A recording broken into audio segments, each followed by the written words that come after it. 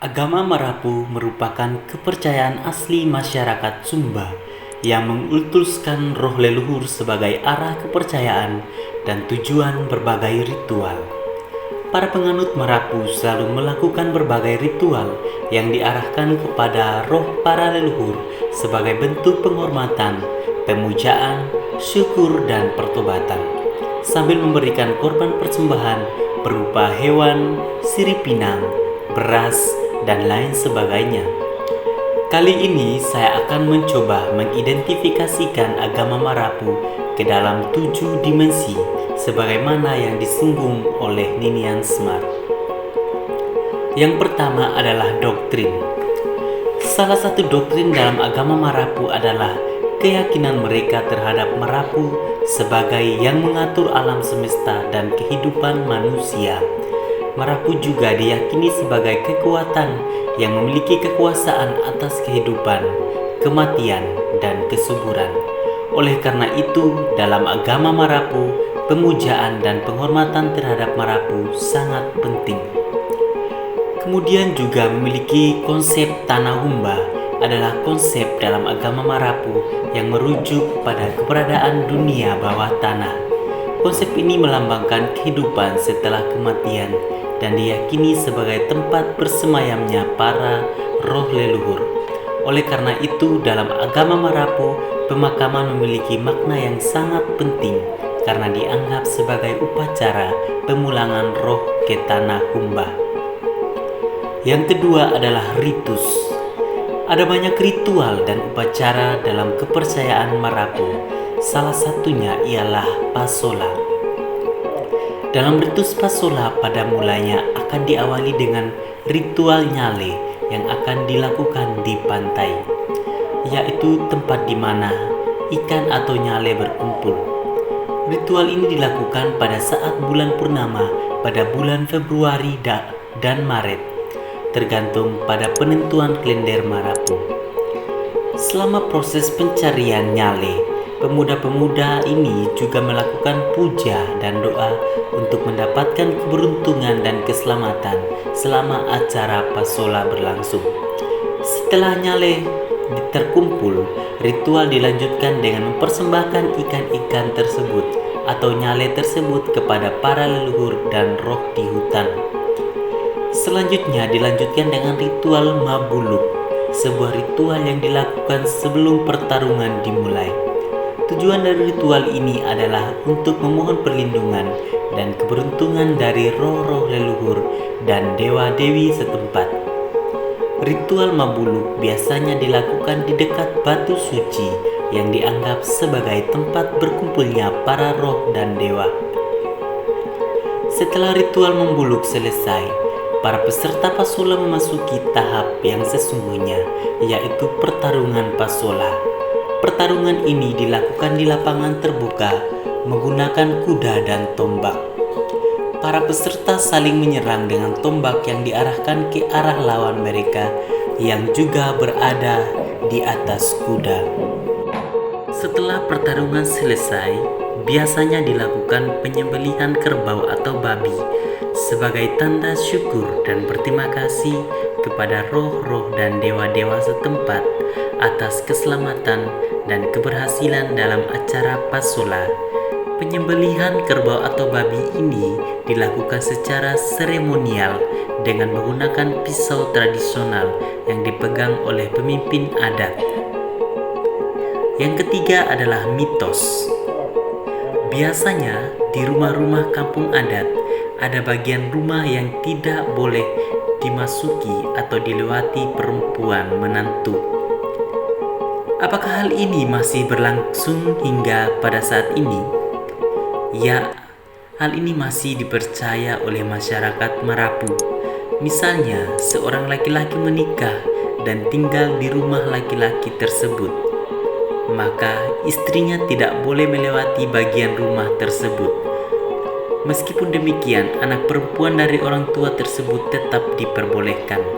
Intinya tidak boleh untuk perempuan yang bukan keturunan langsung. Jika dilanggar, dipercaya akan mendatangkan hal-hal yang tidak baik. Yang keempat adalah pengalaman.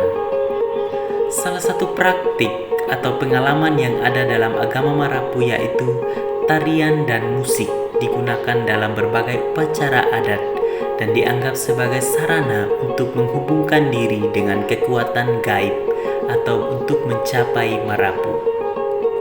Contohnya dalam acara kematian, untuk menghantar kepergian seseorang biasanya akan diiringi dengan tari-tarian dengan tujuan keluarga telah mengikhlaskan kepergian kerabatnya.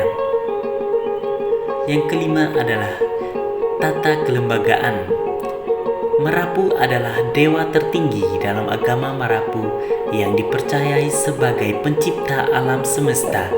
Dia juga dianggap sebagai pemilik tanah dan mengatur segala sesuatu di alam semesta. Di setiap kampung atau suku terdapat seorang kepala adat yang bertindak sebagai perantara, yaitu yang disebut dengan Rato Marapu. Rato Marapu memiliki tugas untuk melakukan ritual hambayang atau upacara pemujaan kepada Marapu. Jadi yang tertinggi dalam agama Marapu ialah Marapu sendiri, kemudian disusul oleh para Rato Marapu. Yang keenam adalah etika, saling menghormati. Masyarakat Marapu menghargai dan menghormati orang lain, terutama orang yang lebih tua. Ini tercermin dalam adat yang disebut pekalau, yaitu saling menghormati dan menjaga sopan santun dalam berkomunikasi dan berinteraksi dengan orang lain. Kedua, tidak merusak alam. Masyarakat Marapu meyakini bahwa alam memiliki kekuatan magis yang perlu dihormati. Oleh karena itu, mereka tidak merusak alam dan menjaga keseimbangan ekosistem. Yang ketujuh adalah hal-hal material. Dalam upacara, biasanya agama Marapu menggunakan dua unsur sebagai alat dan bahan dalam pemujaan. Alat yang biasa digunakan adalah wadah-wadah yang terbuat dari anyaman daun lontar, tempurung kelapa, piring tembaga atau perunggu, pisau, parang, tombak, piring kayu, lesung, periuk tanah, tali dan kendali kuda, dan bahan berupa hewan, sirip pinang, beras, uang, nasi, dan hasil panen. Menurut saya, ritual yang dibuat itu memiliki tujuan masing-masing. Keselamatan merupakan salah satu tujuan yang hendak dicapai oleh umat Marapu melalui ritual yang dibuat maupun dalam relasi yang baik dengan berbagai unsur dan prinsip yang ada di dalam alam semesta, termasuk relasi dengan yang ilahi dan Marapu. Relasi yang baik dengan berbagai unsur dan prinsip di dalam alam semesta ini akan menciptakan kehidupan yang harmoni. Pasola sebagai tradisi masyarakat Sumba dapat dilihat sebagai bentuk ritual yang memperkuat solidaritas sosial dalam masyarakat Sumba. Emil Durkheim mengemukakan bahwa ritual merupakan suatu bentuk tindakan kolektif yang menghasilkan pengalaman sosial yang kuat dan saling mengikat individu-individu dalam suatu masyarakat. Refleksi kritis terhadap pemikiran Emil Durkheim dapat membantu kita memahami bagaimana solidaritas sosial dalam masyarakat Sumba tidak selalu terjalin secara harmonis. Terdapat kemungkinan adanya konflik dan persaingan antar kelompok yang dapat memecah belah solidaritas sosial dalam masyarakat Sumba.